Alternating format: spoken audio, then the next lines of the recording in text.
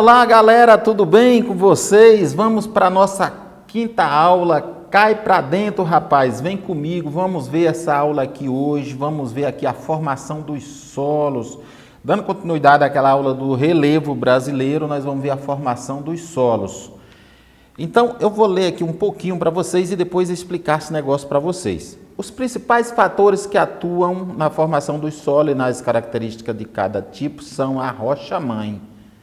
O que vocês já ouviram falar na rocha-mãe ou rocha-matriz? Rocha-mãe é a rocha que dá origem ao solo. O solo pode ser arenoso, por exemplo, são formados por arenito, solos avermelhados, que tem origem na zematita. Um mesmo tipo de rocha pode dar origem a diferentes tipos de solos. Sim ou não? Vocês acham que pode? Claro que sim, porque isso acontece por conta da influência de elementos naturais distintos, como o clima, o relevo, entre outros. Então, aqui eu já apresento para vocês a rocha-mãe. Essa rocha, as duas rochas lindonas aqui, tá?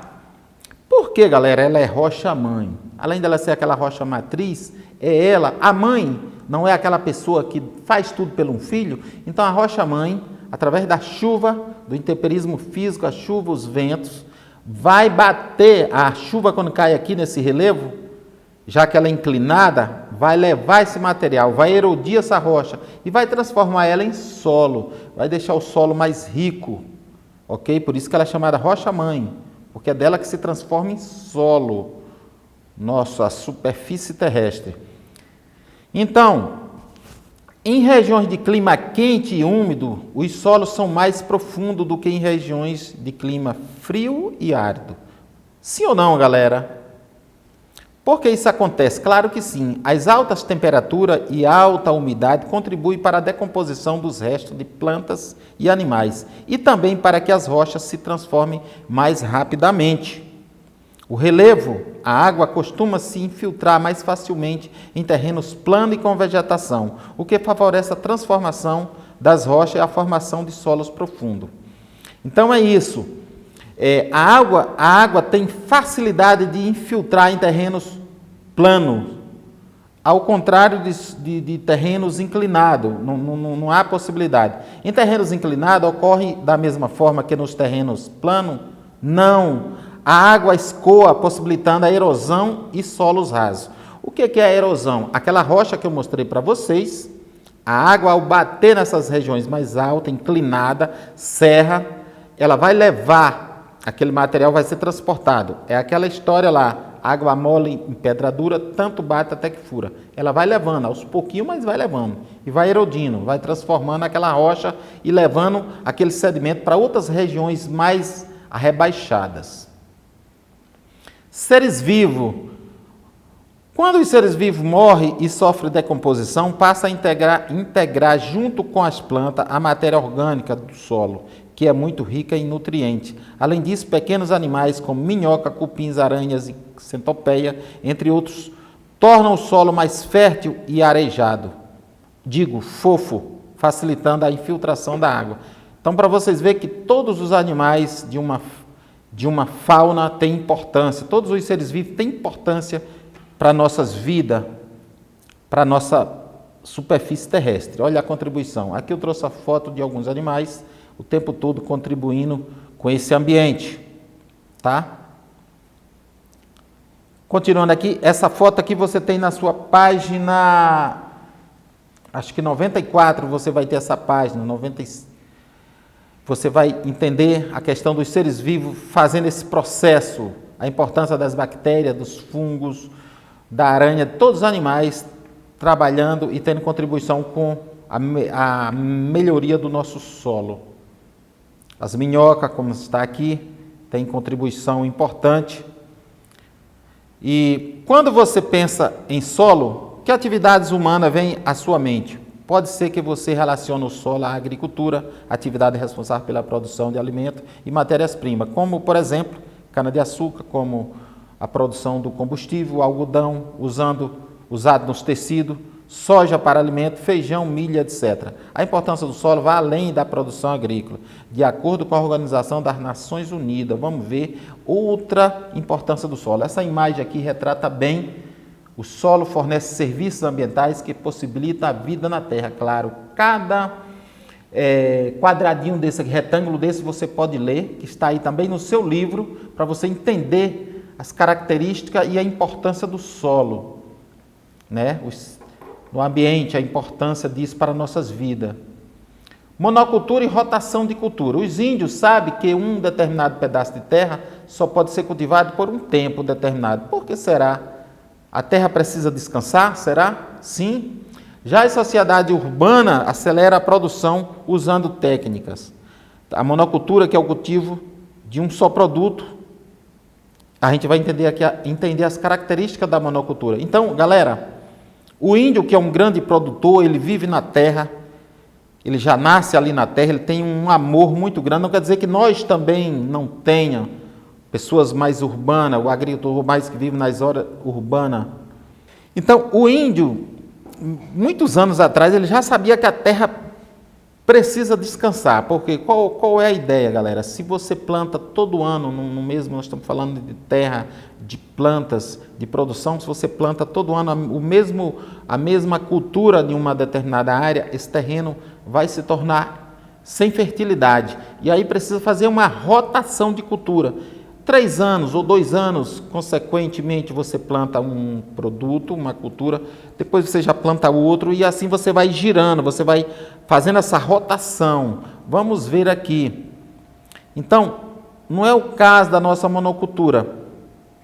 Aqui está uma grande extensão de terra, porque nós estamos falando do índio, da terra. Já tem índio também, que além dele entender hoje essa questão da monocultura, que ele herdou de muito tempo atrás, já tem índio também que exploram a monocultura, grandes extensões de terra. Isso é fato. Ele está também participando, ele está aprendendo a conviver esse momento de plantar monocultura. Tem índio plantando soja em Mato Grosso e outras regiões do país.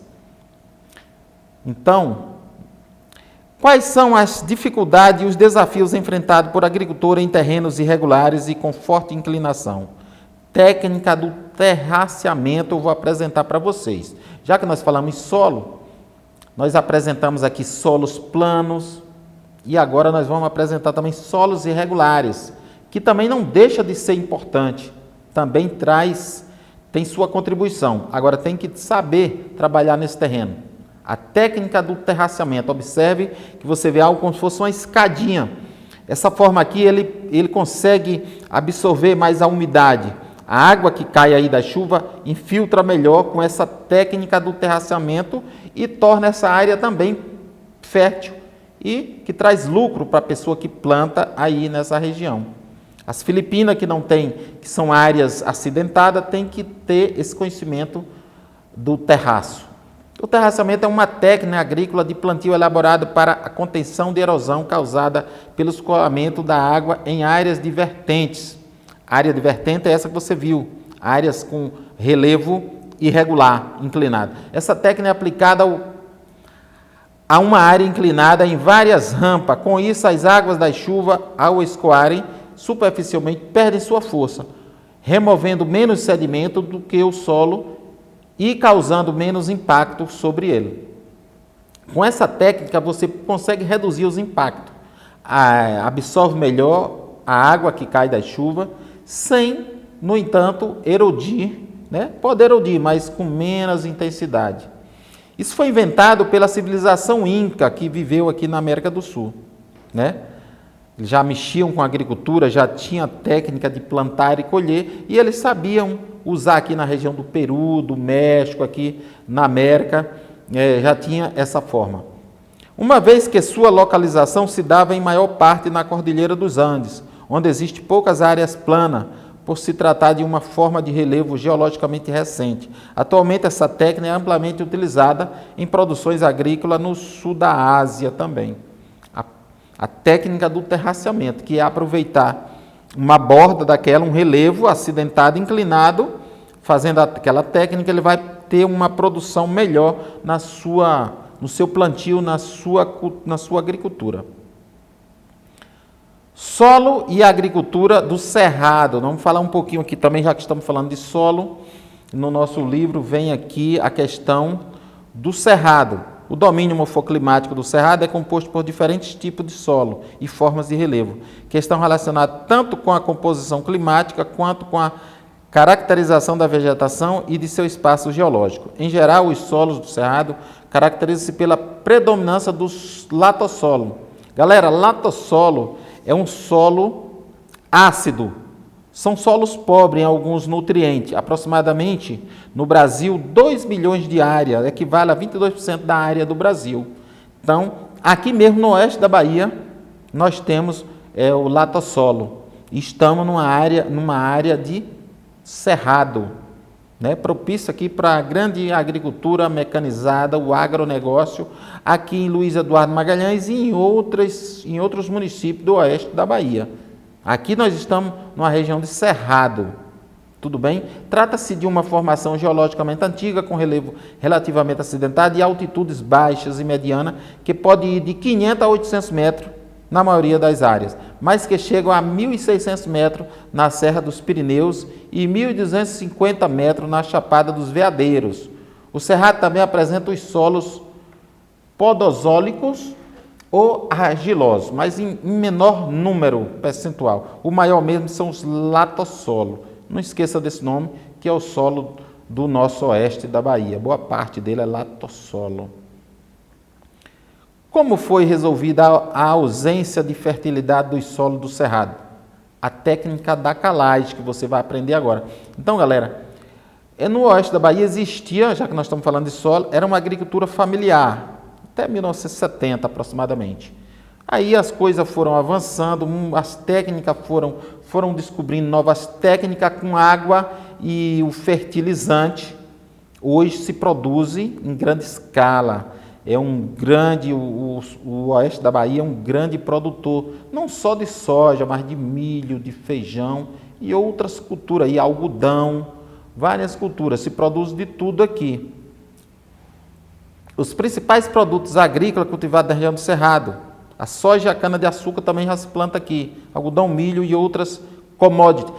Eu quero dizer para vocês, são chamados, não quero que vocês se apeguem a isso, mas eu tenho que falar para vocês, porque está no nosso projeto. Commodities são a soja em grande quantidade, são chamados soja, algodão, são chamados milho em grande quantidade, feijão são chamados de commodities. A maior parte da produção, sobretudo da soja, é destinada ao mercado externo, ou seja, para o estrangeiro. Vários países compram esses produtos com o Brasil, ou seja, o Brasil é um grande exportador de grãos e o oeste da Bahia é fundamental nessa questão do agronegócio, contribuindo aí com o nosso PIB para a balança comercial do Brasil, que mede se exportou, quanto importou e no final faz uma soma e vê qual foi o saldo.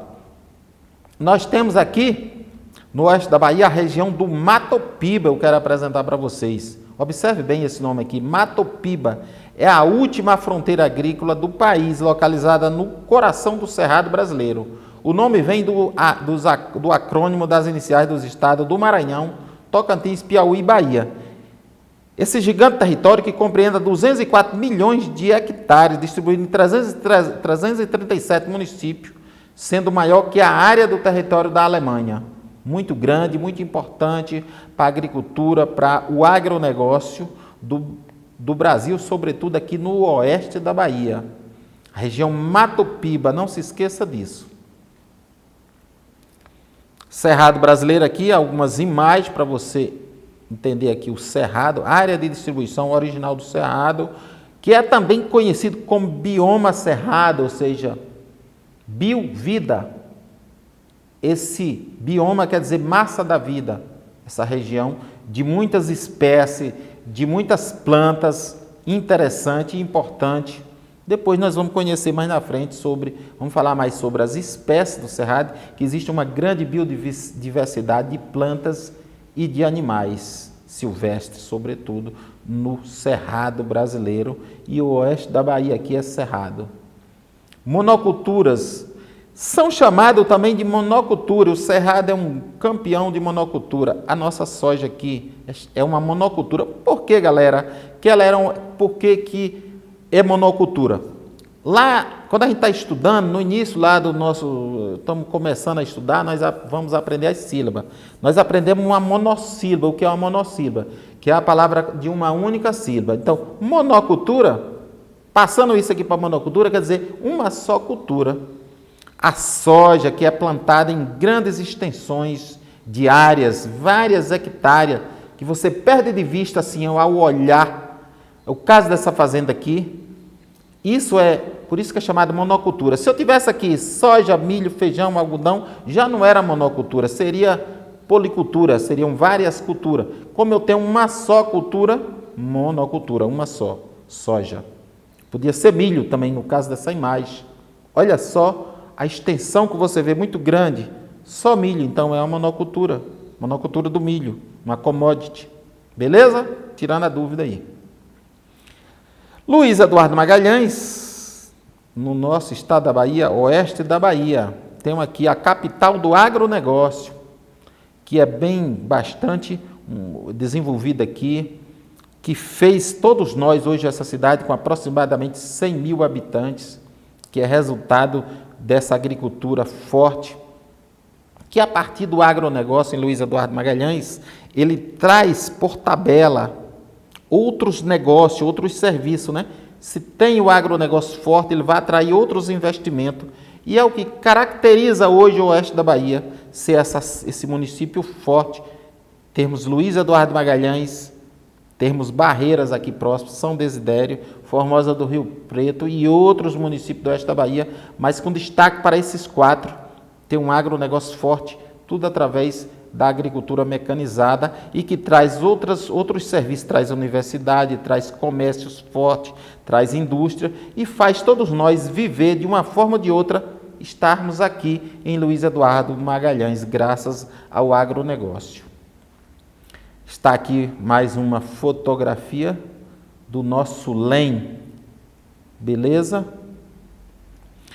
Reforçando aqui a questão da rotação de cultura, consiste em alternar de forma ordenada diferentes espécies vegetais em determinado espaço de tempo na mesma área e na mesma estação do ano. As espécies escolhidas devem ter ao mesmo tempo propósito comercial e de recuperação do solo. Nós já falamos isso lá atrás, mas eu trouxe essa imagem para te mostrar. O primeiro ano aqui foi plantado milho, depois no segundo ano trigo, terceiro ano plantou mais essa cultura aqui, né? Fava, cevada do milho. Então observa, a setinha vai indicando que ele está girando, ele está mudando. Um ano ele planta uma coisa, um produto, no outro ano então ele está descansando a terra, só reforçando aquela ideia lá no começo. Mas por falar em solo, nós temos também a questão das moradias, que nós não podemos esquecer de falar, que o relevo, solos e moradia. E deslizamento de terra. Nós falamos da importância, né, do solo, do relevo. Está aqui uma área que é uma área que não era propícia para a construção de casa, mas, no entanto, alguém construiu aí. E olha só o que acontece quando se constrói casas em regiões proibidas, que não era permitido construção de casa. Em uma chuva, a chuva pode levar parte desse relevo, né? Essa erosão aqui, e o que vai levar também as casas, trazendo consequências danosas, vidas são perdidas nessas situações. Quando as pessoas não constroem no lugar certo, sem todo um estudo da área, traz essas consequências que vocês estão vendo aqui. Questão do solo, tem que ter estudo, tem que saber onde vai construir. E no Brasil, não só no Brasil, mas em outras regiões pelo planeta Terra, também tem outros países que também passa por esse mesmo problema de deslizamento de terra, quando o relevo é levado, boa parte numa noite de chuva forte. Tá ok? Então, essa foi a nossa aula. Quero deixar o meu abraço para vocês. Até a próxima. Muito obrigado.